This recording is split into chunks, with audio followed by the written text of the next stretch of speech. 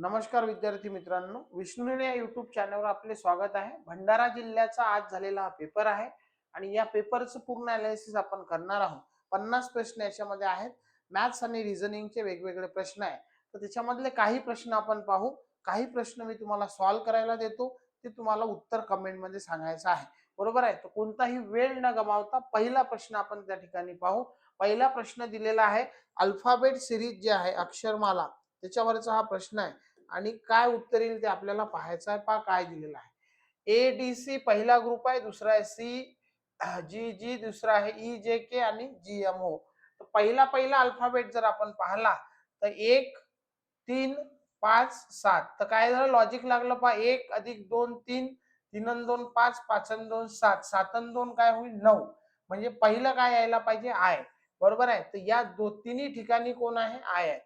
नंतर पहा दुसरं जर पाहिलं तर डी किती आहे 4, 4 आणि 3 7, 7 आणि 3 10, 10 आणि 3 13, 13 आणि 3 कोण पाहिजे 16, बरोबर आहे। तर आय नंतर पी दोन्ही मध्ये आहे। नंतर शेवटचं जर पाहिलं तर 3 आणि 7, 3 आणि 4 7, बरोबर आहे। नंतर 7 आणि 4 11, 11 आणि 4 15, 15 आणि 4 किती होणार आहे 19, 19 म्हणजे कोण आहे यस। याचं उत्तर काय असणार आहे आयपीएस हे उत्तर असायला पाहिजे। पहिला प्रश्न जो अल्फाबेट सिरीजचा आपल्याला दिलेला होता त्याचं लॉजिक आहे की चार पहिले दोन दोनचा गॅप 3चा आणि 4चा, अशा प्रकारे उत्तर त्या ठिकाणी दिलेलं आहे। पहा दुसरं आपल्याला डायसवर हा प्रश्न आहे, बरोबर आहे, आणि हा प्रश्न सॉल्व्ह करायचा आहे।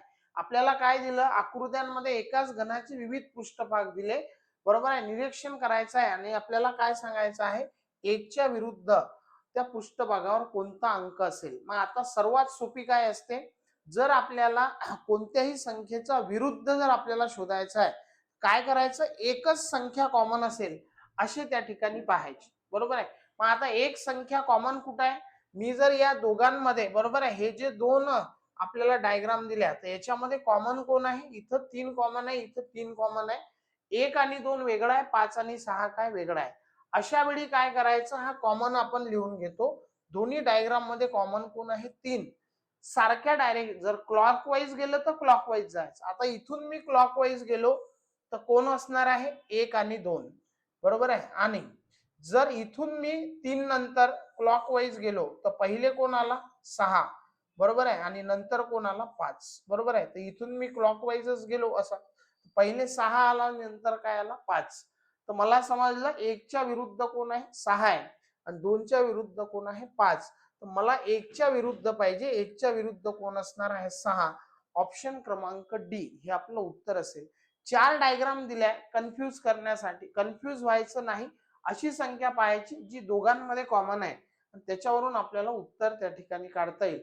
पहा प्रश्न क्रमांक 3, याचं उत्तर सगळ्यांना काढता येईल। काय आहे 12 लोक एकत्र आले, प्रत्येकाने त्यांच्यासोबत हँडशेक केल्या आणि एकदाच ती केली तर आपल्याला एकूण हँडशेक किती होतील, हस्तांदोलन किती होतील ते सांगायचं आहे। काय करतो आपण 12च्या गुणीला 1 कमी करतो किती 11 आणि भागीला किती 2, बरोबर आहे। तर 6 11 किती 66, याचं उत्तर काही ऑप्शन क्रमांक 3 हे आपलं उत्तर असायला पाहिजे।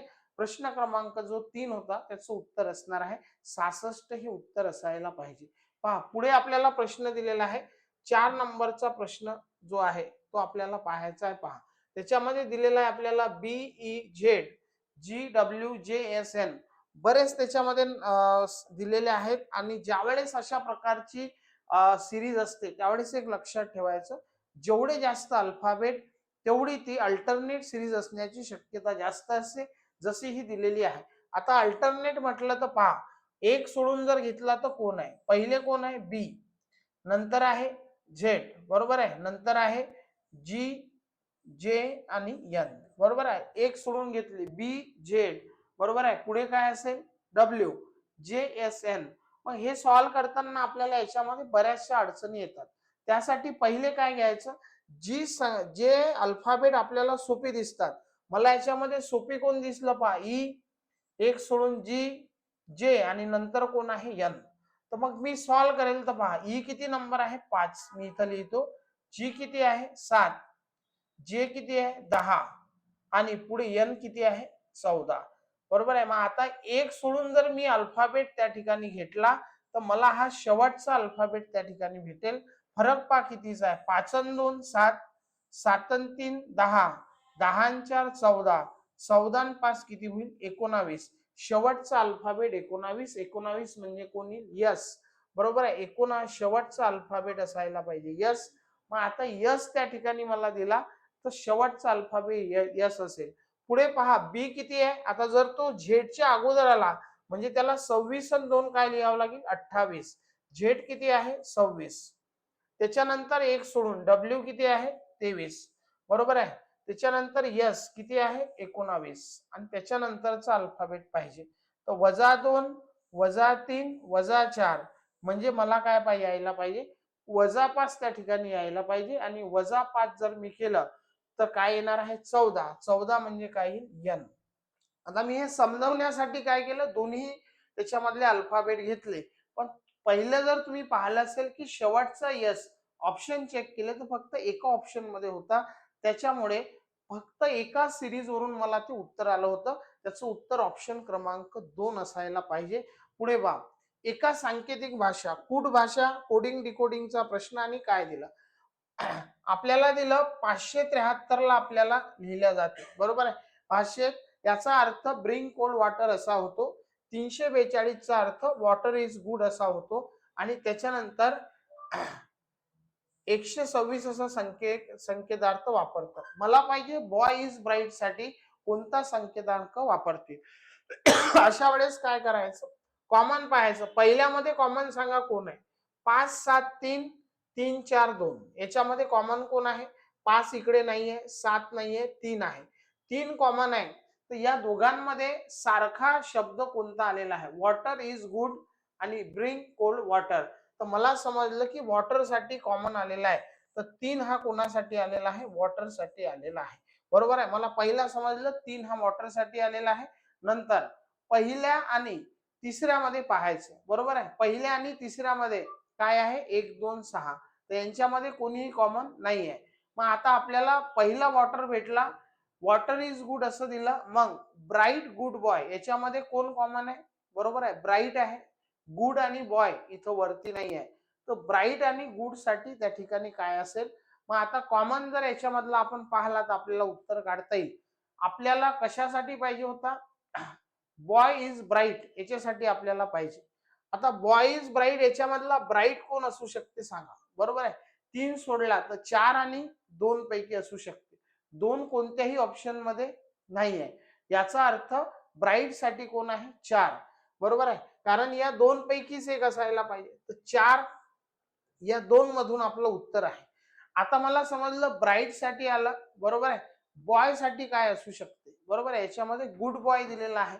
तर आता इथंही वॉटर इज गुड आहे. 3 4 2 आहे. बरोबर आहे. आणि याच्यामध्ये आपल्याला अर्थ दिला तर याच्यावरून मग उत्तर काढायचं आहे. 2 पैकी एक उत्तर असणार आहे. कन्फ्यूज करणारा हा प्रश्न आहे. बरोबर आहे. कारण त्याच्यामध्ये वेगवेगळे अर्थ दिलेले आहेत. 573 चा अर्थ आहे. 342 चा असा अर्थ आहे. बरोबर आहे. याच्यासाठी हा वापरला जातो. तो बॉईज ब्राईट साठी काय असेल 2 पैकी एक आपल्याला उत्तर असेल आणि इझिली. मग आता इतका वेळ न गमावता आता पहा. कारण हे मी अशा प्रकारे तुम्हाला सांगत आहे की परीक्षेमध्ये विद्यार्थी जसा विचार करतात जसा वेळ लागते तसा आपण पाहू. सर्वात पहिले पाहायचं मला काय पाहिजे बॉय इज ब्राईट हे मला पाहिजे. याच्यामधला ब्राईट पहिल्यामध्ये आहे. बरोबर आहे. त्याच्यानंतर इज दुसऱ्यामध्ये आहे आणि ब्राईट तिसऱ्यामध्ये आहे. तर मला एवढं समजलं तिघांही मला त्या ठिकाणी पाहिजे. आता जर आपण कंपॅरिझन केलं तर या 1 2 6 मधला याच्यामध्ये कोण आहे 2 कॉमन आहे. बरोबर आहे. आता हा 2 ह्या कशासाठी आला वॉटर इज गुड आणि ब्राईट गुड बॉय. तर याच्यामधला वॉटर इज गुड याच्यामधला गुड इकडे आलेला आहे. बरोबर आहे. दुसरं कोणी आहे का नाही. तर हा कॉमन कोण आहे 2. हा 2 कोणासाठी आलेला आहे सांगा. याच्यामध्ये कॉमन वॉटर इज गुड. बरोबर आहे. पण हा ब्रिंग कोल्ड वॉटर याच्यासाठी दिलेला आहे. तर कॉमन याच्यामधला गुड असल्यामुळे त्याचं उत्तर काय असणार आहे. बरोबर आहे. सिंपल आपल्याला उत्तर त्याच्यामध्ये सांगता येईल. पुढचा प्रश्न पहा काय दिलेला आहे. खालीलपैकी विसंगत पर्याय ओळखा. आता मला समजलं ए ई ओ हे इंग्लिश मधले काय आहेत. बरोबर आहे. ऑवेल्स आहे. एक कोणता ऑप्शन आहे फक्त ऑप्शन क्रमांक 4. बरोबर आहे. 4 हा एकमेव ऑप्शन त्याच्यामध्ये आहे की ज्याच्यामध्ये पी आलेला आहे. बरोबर आहे. त्याच्यामुळे काय होईल ते उत्तर आपलं असेल. पुढचा प्रश्न जो आहे तो 7 नंबरचा. 7 नंबरचा प्रश्न पहा काय दिलेला आहे.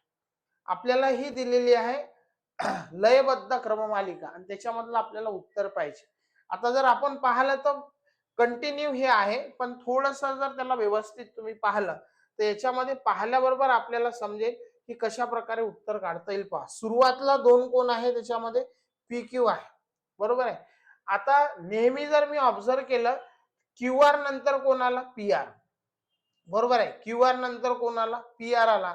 मग ते जर मी पाहिलं तर इथं कोण आला? P R. बरोबर आहे. पी आर च्या अगोदर कोण पाहिजे? Q R. बरोबर आहे. पी आर च्या अगोदर पाहिजे क्यू आर. मग इथं पी क्यू पहिले आहे. बरोबर आहे. नंतर आर पी आणि आर क्यू असा तो सिक्वेन्स पाहिजे. पी क्यू नंतर काय पाहिजे? आर पी आर क्यू हा झाला एक गट. पुन्हा इथं कोण पाहिजे? पी क्यू आर पी आणि आर क्यू हा झाला दुसरा गट. पुन्हा पी नंतर काय जे पी क्यू. बरोबर आहे. नंतर आर पी तर काय पाहिजे? P Q R. मग आता पहिले 3 मला त्या ठिकाणी पी क्यू आर असायला पाहिजे होते. तर आता पी नंतर क्यू आणि आर पी आणि आर क्यू पुन्हा पी नंतर काय असायला पाहिजे? क्यू. तर सर्वात पहिला काय पाहिजे? पी आणि सर्वात शेवटचा काय पाहिजे? क्यू. म्हणजे ऑप्शन क्रमांक काय असणार आहे? 2. बी हे आपलं उत्तर त्या ठिकाणी असेल. बरोबर आहे. पुढचा अल्फाबेटचाच आहे तर तो सॉल्व्ह करा. पुढे पहा. अमितचे वय निलेशच्या वयाच्या 1/3 पट आहे. अर्पणाचे वय निलेशच्या वयाच्या निम्मे असून संदीपचे वय अर्पणाच्या दीडपट आहे. राजेशचे वय 16 वर्ष असून तो संदीप पेक्षा 2 वर्षांनी लहान आहे. शेवटच्या ओळीवरून आपल्याला उत्तर समजेल. बरोबर आहे. कुठल्या? राजेशचे वय काय आहे? 16 वर्ष असून तो संदीप पेक्षा 2 वर्षांनी लहान आहे. मग आता मला संदीपचं वय अपर्णाच्या वयाच्या किती आहे? दीडपट आहे. सांगा याच्याहून काय समजेल? राजेशचे वय 16 आहे. तो संदीप पेक्षा 2 वर्षांनी लहान आहे. संदीपचं वय किती असणार आहे? 18. यावरून मला समजलं संदीपचं वय, कारण तो संदीप पेक्षा 2 वर्षांनी लहान आहे. आता संदीपचा संबंध काय आहे? संदीपचे वय अपर्णाच्या वयाच्या दीडपट आहे. बरोबर आहे.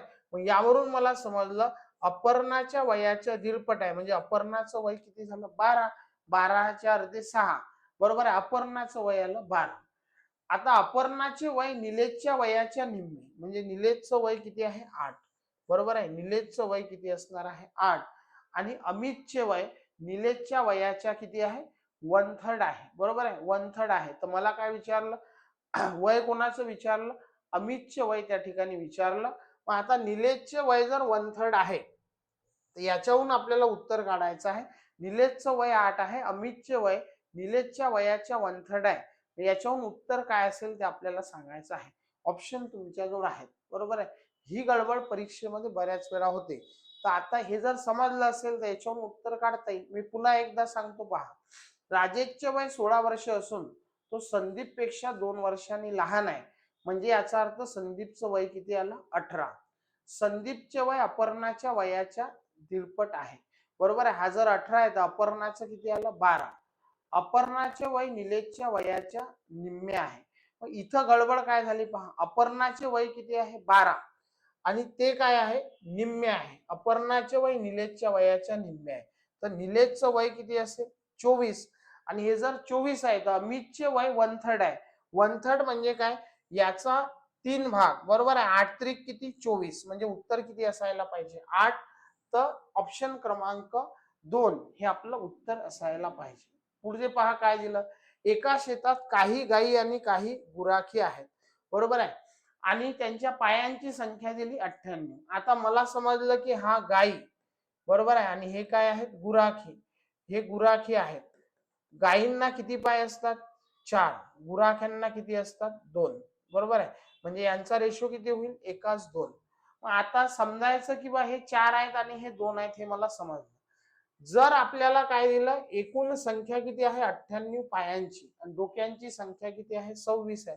डोक्यांची संख्या आहे 26. मी असं समजलं की सर्वच्या सर्व 26 गायी असतील तर 26 गुणेला किती? 4. बरोबर आहे. तर किती येईल? 26 गुणीला 2 52. 52 ची डबल किती? 104 पाय असते. जर हे गुराखी असते तर किती पाय असते? 52.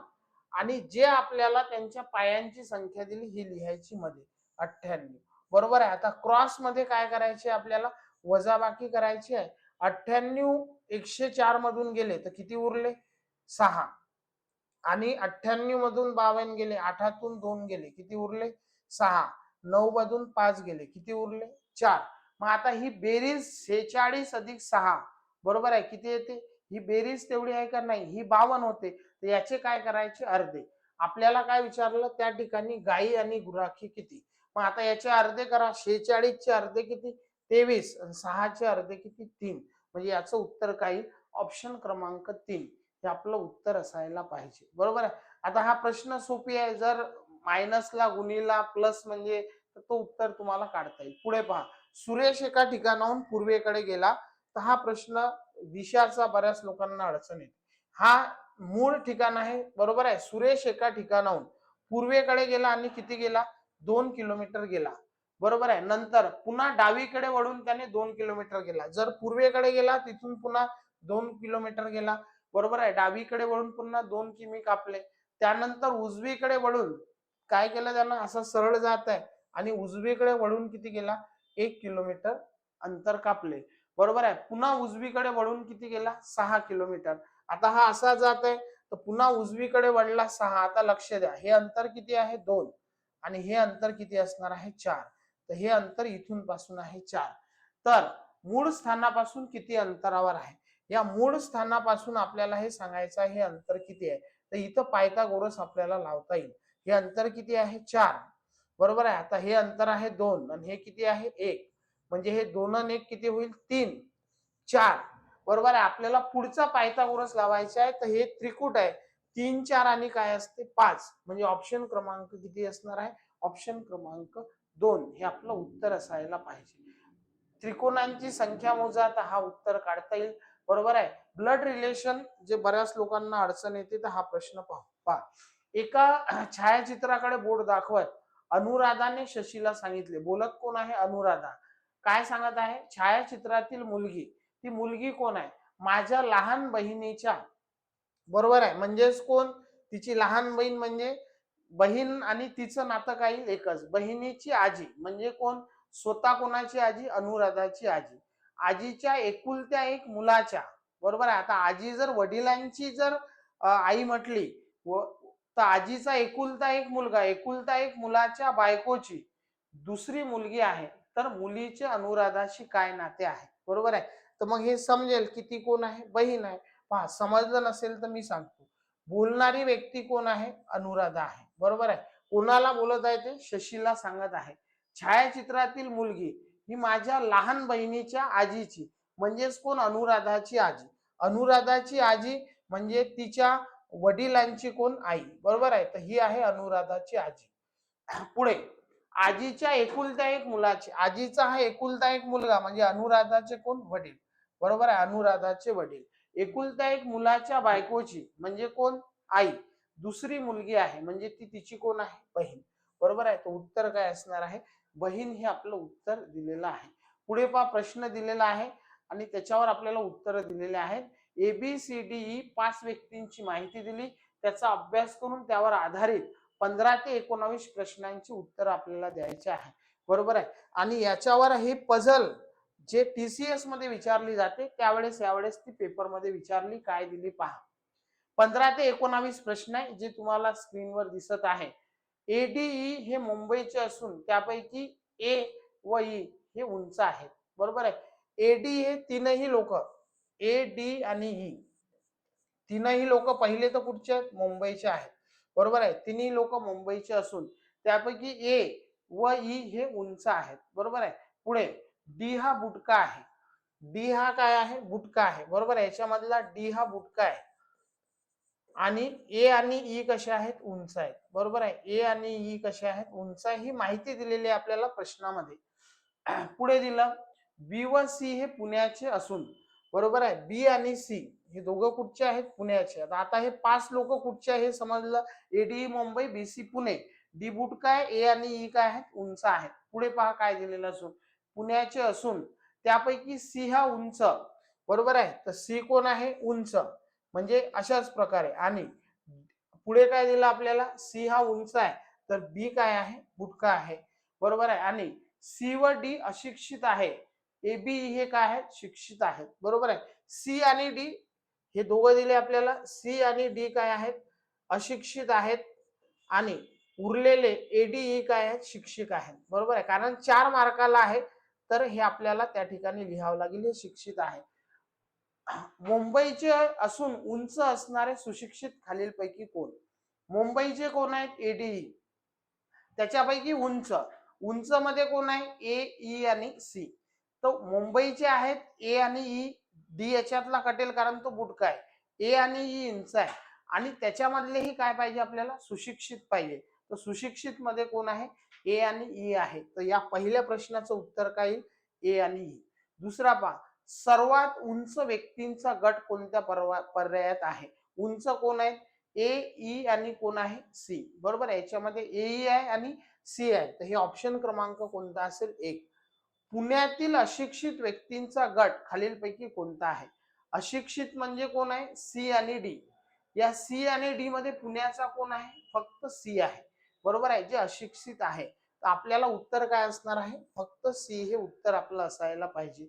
मुंबईतील उंच नसणारा, बरोबर आहे. आता मुंबईचे कोण आहेत, एडीई, त्याच्यापैकी उंच कोण आहे, ए आणि ई, याचा अर्थ डी, बरोबर आहे. मुंबईतील उंच नसणारा म्हणजे डी, मात्र अशिक्षित असणारा कोण, मात्र अशिक्षित असणारा कोण आहे, डी आहे.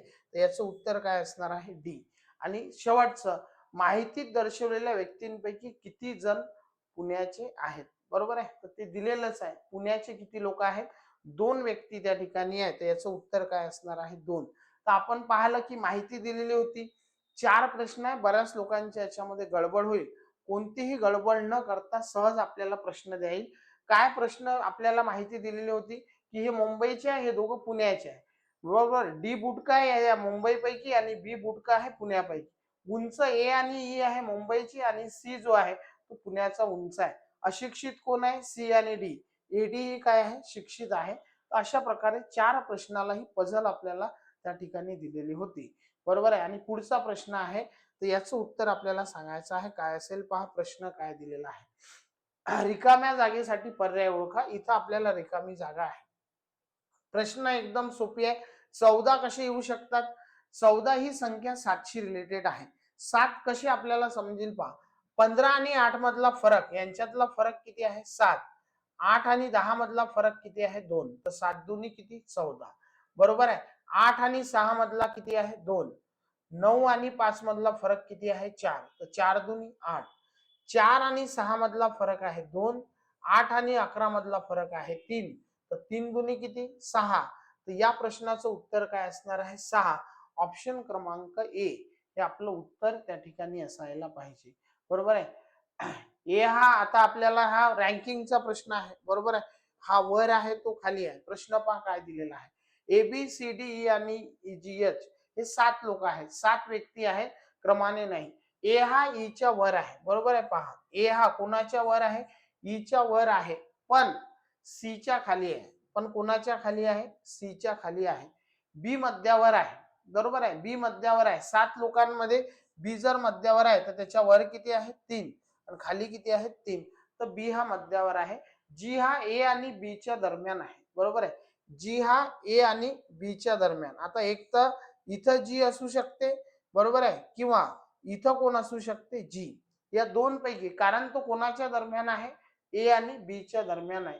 ई हा बी आणि एफ च्या दरम्यान आहे. ई कुठं आहे, बी आणि हा ई जो आहे तो आता इथं असू शकत नाही, बरोबर आहे.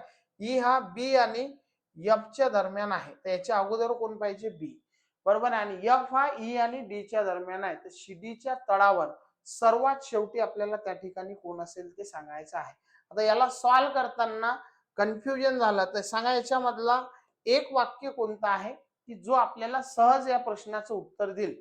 तो आहे की याच्यामध्ये बी हा मध्यावर आहे. एकावरून उत्तर काढता येईल. कसं काढता येईल पहा, बी जर मध्यावर आहे तर याच्या अगोदर 3 आहे आणि त्याच्या नंतर किती आहे, 3 आहे. तर इथून आपल्याला उत्तर कसं काढता येईल पहा, जी हा ए आणि बी च्या दरम्यान आहे. आता जर आपण हे एक पॉसिबिलिटी घेतली तर आपल्याला उत्तर काढता येईल. जी हा कोणाच्या दरम्यान आहे, ए आणि बी च्या, बरोबर आहे. तर मग इथं ए असू शकते आणि इथं कोण असणार आहे, जी. किंवा ए आणि बी जर म्हटला तर इथं कोण असणार आहे, जी. ही झाली एक पॉसिबिलिटी. जी हा ए आणि बी च्या दरम्यान आहे. ई हा बी आणि एफ च्या दरम्यान आहे, बरोबर आहे. आता ई हा बी आणि एफ च्या दरम्यान आहे, तर कोण आहे, ई. तर इथं येईल आणि इथं कोण असणार आहे, एफ, बरोबर आहे. आता पुढे इकडे जर आपण ती पॉसिबिलिटी लावली, ई हा बी आणि एफ च्या दरम्यान आहे, बी आणि एफ च्या दरम्यान आहे, कोण आहे, ई. तर याच्यावरून आपल्याला उत्तर काढता येईल, एफ च्या दरम्यान आहे. एफ हा ई आणि डी च्या दरम्यान आहे.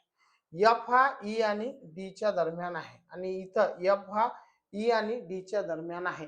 पण पहिले काय दिलेलं होतं पहा, ए हा ई च्या वर. आता इथं आपल्याला समजेल, ए हा ई च्या वर आहे आणि इथं काय दिलं, ए हा ई च्या वर आहे आणि इथं ए हा काय आहे, ई च्या खाली आहे. म्हणजे याचा अर्थ काय आहे की ही आपली जी आहे पॉसिबिलिटी बरोबर आहे. जर शिडीच्या तळाच्या पायरीवर कोण आहे, तळ म्हणजे काय, बरोबर आहे, तळ म्हणजे सर्वात खाली, सर्वात खाली कोण आहे, डी. तर आपलं उत्तर किती असणार आहे, डी हे आपलं उत्तर असायला पाहिजे. पुढचा प्रश्न पहा काय आहे, 7, 15, 31, 63, 127 आणि प्रश्नचिन्हाच्या ठिकाणी काय असेल. काय होईल पहा, 7 दुनी 14 आणि 15, 15 दुनी 30 आणि 31, 31 दुनी 62 आणि 63, 63 ची डबल 126 आणि 127. तर आपल्याला 127 च्या डबल त्या ठिकाणी पाहिजे. काही न करता 7 दुनी 14 आणि 1 किती, 15, बरोबर आहे. तर याचा अर्थ आपला ऑप्शन काय असणार आहे, ऑप्शन क्रमांक डी हे आपलं उत्तर त्या ठिकाणी असेल. तर डी हे आपलं उत्तर असायला पाहिजे. पुढे पहा, सचिन घड्याळ प्रत्येक 4 सेकंद पुढे जाते एका तासात. सोमवारी सकाळी 11 वाजता घड्याळ बरोबर लावले, तर त्यानंतर येणाऱ्या शनिवारी सकाळी 11 वाजता ती घड्याळ कोणती वेळ दाखवेल.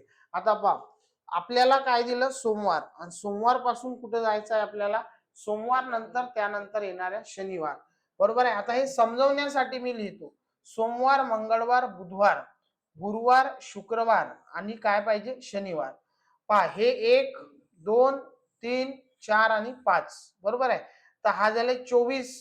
सोमवार ते बरोबर त्या तासावर किती तास झाले, 24. 1, 2, 3, 4 आणि 5 म्हणजे किती तास झाले, 120 तास, बरोबर आहे.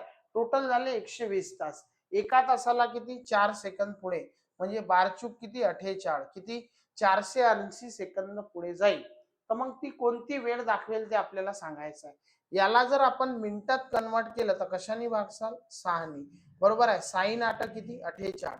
किती पुढे जाणार आहे ती, 8 मिनिटं पुढे जाईल. तर वेळ कोणती दाखवेल, 11:08 हे त्या ठिकाणी उत्तर आपल्याला असायला पाहिजे, बरोबर आहे. पुढचा प्रश्न पहा काय दिला, एका क्रिकेटच्या सामन्यात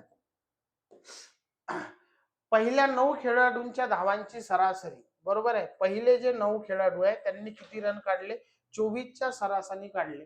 10व्या फलंदाजाने काही धावा काढल्यावर तो बाद झाला, तर ती आता सरासरी किती झाली, 25, बरोबर आहे. म्हणजे कितीनी वाढली, 1नी वाढली, तर ती झाली 25. याचा अर्थ या लोकांची सरासरी 1नी वाढेल, तर 25 अधिक 9, बरोबर आहे. तर किती असणार आहे, 34.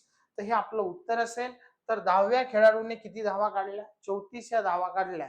हा प्रश्न सेम आहे, कोणत्या आहे सांगतो मी, बरोबर आहे. की एका वर्गातील एवढ्या विद्यार्थ्यांचे वय एवढे आहे आणि शिक्षकांचे वय मिळवले तर सरासरी एवढी होते.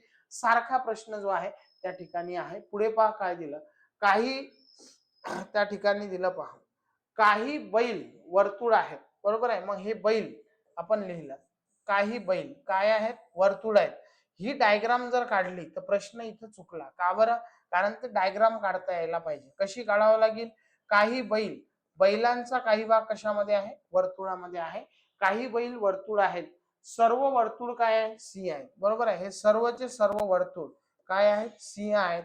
अशा प्रकारे आपल्याला दिलं आणि मग याच्यावरचे आपल्याला सांगायचं आहे की कोणतं अनुमान जे आहे ते आपल्याला बरोबर असणार आहे. 4 आपल्याला त्या ठिकाणी दिलेले आहेत. पहिलं, सर्व सिंह वर्तुळ आहेत, बरोबर आहे. सर्वचे सर्व सिंह वर्तुळ आहेत का, नाही. काही सिंह काय आहेत, वर्तुळ आहेत. पहिला काय आहे, चुकीचा. दुसरं, सर्व बैल वर्तुळ आहेत, बरोबर आहे. सर्वचे सर्व बैल वर्तुळ आहेत का, नाही. काय दिलेलं आहे, काही बैल वर्तुळ आहेत, हे वर दिलेलं आहे. दुसरा त्यामुळे काय होईल चुकीचा. काही बैल जे वर्तुळ नाहीत, बरोबर आहे, काही बैल म्हणजे हे इकडे वर्तुळ नाहीत असे नाहीत असे सिंह आहेत, बरोबर आहे. तर आपल्याला ते माहित नाही. काही सिंह काय आहेत, बैल आहेत, बरोबर आहे. सिंहाचा काही भाग कशामध्ये, बैलांमध्ये आहे. तर ऑप्शन क्रमांक 4 हे आपलं उत्तर असेल. दुसरा एक नियम असा असते की इथं शब्द आला नाही, वर जर स्टेटमेंट सगळे पॉझिटिव्ह आहे तर निगेटिव्ह कन्क्लुजन येत नसते, त्याच्यामुळे आपल्याला त्या ठिकाणी उत्तर सांगायचं असते. आता हे तिसरं उत्तर बरोबर येईल का नाही ते आपल्याला सांगायचं आहे, बरोबर आहे. काय समजलं याच्यातलं, दुसरं बरोबर आहे. त्याचं म्हणणं आहे सर्व अनुमान बरोबर आहे का फक्त 1 आणि 2 बरोबर आहे, फक्त 3 आणि 4 बरोबर आहे का फक्त चौथं बरोबर आहे. सर्व सिंह वर्तुळ आहेत, सर्व सिंह वर्तुळ आहेत का नाही हे तर चुकीचं आहे. सर्व बैल वर्तुळ आहेत हे पण चुकीचं आहे. काही बैल जे वर्तुळ नाहीत, बरोबर आहे, काही बैल जे वर्तुळ नाहीत असे सिंह आहेत हे सांगता येत नाही. काही सिंह काय आहे, बैल आहे. तर त्याच्यामुळे आपल्याला फक्त 4 बरोबर हे आपलं उत्तर असेल. इतर जे आहे त्या ठिकाणी चुकलेले आहेत, बरोबर आहे. हे पाहिले आपण काही रिझनिंगचे, बरोबर आहे, बुद्धिमत्तेचे प्रश्न. आणि याच्यानंतर याच्यामध्ये गणिताचे आलेले प्रश्न आपण पाहणार आहे. तर पहा याच्यामध्ये पहिला प्रश्न दिलेला आहे, उत्तर काय असेल ते आपल्याला सांगायचं आहे, बरोबर आहे. पहा प्रश्न आपल्याला दिला, उत्तर काय असेल ते आपल्याला पाहायचं आहे. रूट मधला हा प्रश्न आहे. जर आपल्याला लॉजिकल प्रश्न दिला, पहा काय दिला, 576 गुणिले 121 बरोबर एवढे, तर ही जर संख्या रूट मध्ये दिली, बरोबर आहे, तर हे पण काय येतील रूट मध्ये येईल. मग आपल्याला माहित आहे 576 म्हणजे किती, 24, आणि 121 म्हणजे किती, 11. तर 2 4 4 आणि 2 किती, 6. तर उत्तर किती, 264 म्हणजे उत्तर काय, ऑप्शन क्रमांक बी हे आपलं उत्तर असायला पाहिजे, बरोबर आहे. आणि पुढे आपल्याला प्रश्न दिला, पहा काय दिलेला आहे. या प्रश्नामध्ये अडचण येऊ शकते.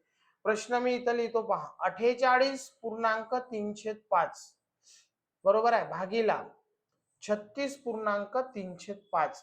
तर अशा वेळेस काय करतात, लक्ष द्या. पहिले तर या पूर्णांक युक्त अपूर्णांकाला काय करतात, अपूर्णांकामध्ये कन्वर्ट करतात, बरोबर आहे. 48 गुणिला 5 तर किती येईल, 240 आणि 3 किती, 243 भागीला 5. आणि इथं भागीला 36 गुणिला 5 किती येईल, 180 आणि 3 किती, 183, बरोबर आहे. आणि भागीला किती, 5. तर आपल्याला भागीला 5 त्या ठिकाणी दिलं.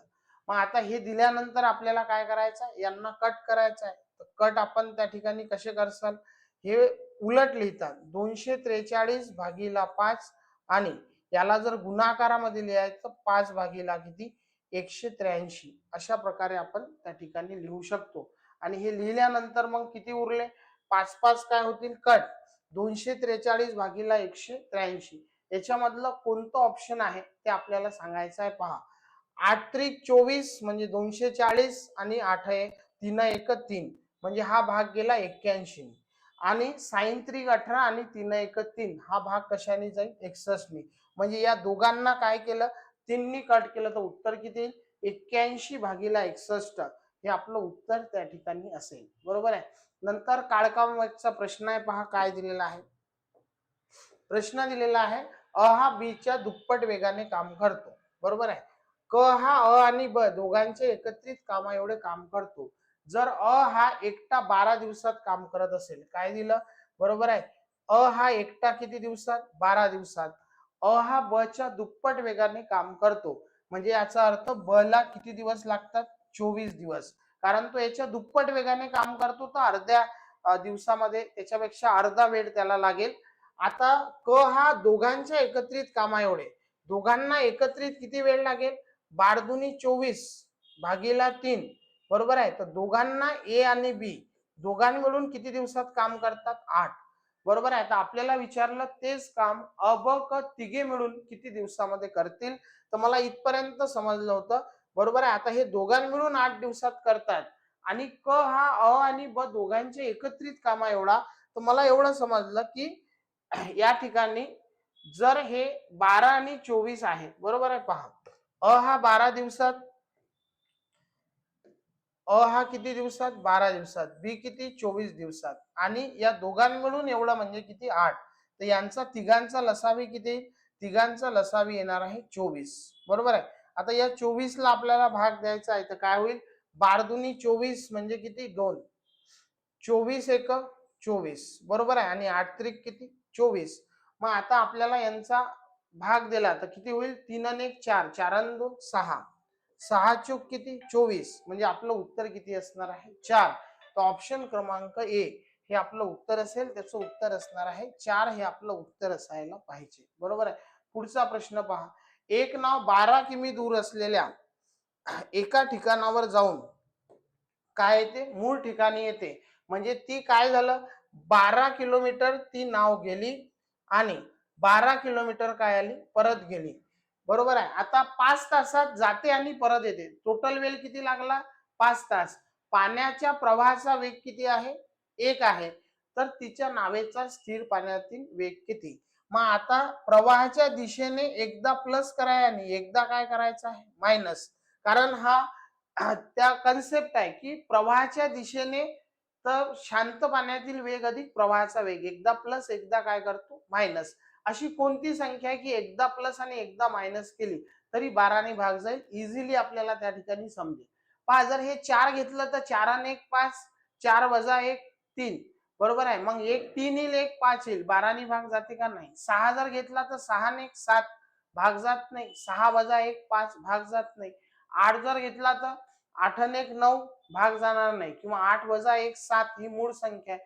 5 घेतला तर काय होईल? 5 आणि 1 6, 5 वजा 1 4, म्हणजे यांनी भाग जाते. पहा, 5 आणि 1 6, 5 वजा 1 किती? 4. साइन दुनी 12 2 तास आणि 4 त्रिक 12. 2 आणि 3 किती झाले? 5 तास. तर शांत पाण्यात नावेचा वेग किती आहे? 5 तास. हे आपलं उत्तर असायला पाहिजे. हा प्रश्न जर असा सॉल्व्ह केला नाही तर याला 2 ते 3 मिनिटापेक्षा जास्त वेळ त्या ठिकाणी लागू शकतो. बरोबर आहे. तर आता प्रश्न आपण त्याचे, कारण वेळ त्याच्यामधला बराच होत आहे, काही काही महत्वाचे प्रश्न आपण फक्त घेऊ. पहा, आपल्याला दिलं ए अधिक बी चा वर्ग. हा प्रश्न बऱ्याच लोकांना अडचणमध्ये आणू शकते. बरोबर आहे. त्याच्यामुळे व्हिडिओला एका लिमिटेड वेळपर्यंत द्यायचा आहे. तर पहा, ए अधिक बी चा वर्ग, ए वजा बी चा वर्ग. काय करायचं? हे जर दोन्ही वर्ग आहे, 243 भागीला किती? बरोबर आहे. आपल्याला दिलं 75. मग आता हे दोन्ही वर्ग आहे तर एक तर यांना रूट मध्ये टाकलं तर 75 हा काय नाही? वर्ग नाही. मग त्याला काय करू शकतो? पहा, 243 भागीला किती? 75. यांना भाग द्या सारख्या संख्येने. काय जाईल? 3 नी त्याला भाग जाईल. 3 8 24, 3 1 3. बरोबर आहे. किती त्रिक? 75. 25 त्रिक 75. मग याला रूट मध्ये आपण घेऊ शकतो. तर 81 कशाचा वर्ग आहे? 9चा. 25 कशाचा वर्ग आहे? 5चा. तर याचं उत्तर जे आहे ते आपल्याला 9/5 त्या ठिकाणी यायला पाहिजे. मग आता उत्तर आपल्याला दिलेलं आहे. याच्यामध्ये ऑप्शन अशा प्रकारचे आहे. ऑप्शन क्रमांक डी हे आपलं उत्तर त्या ठिकाणी असेल. बरोबर आहे. पुढे पहा काय दिलेलं आहे. 89चा प्रश्न. फक्त जे थोडेसे कठीण, ज्याच्यामध्ये अडचण येऊ शकते ते प्रश्न आपण पाहू. पहा, इथं दिलेलं आहे 64. बरोबर आहे. आता हा रूट मध्ये कोण आहे? 1. वजा कोण आहे? पी. आणि भागीला कोण आहे? 64. बरोबर काय यायला पाहिजे? 708. मला माहित आहे हे रूट मध्ये आहेत. या रूट मधला 64 बाहेर काढला तर किती येईल? 8.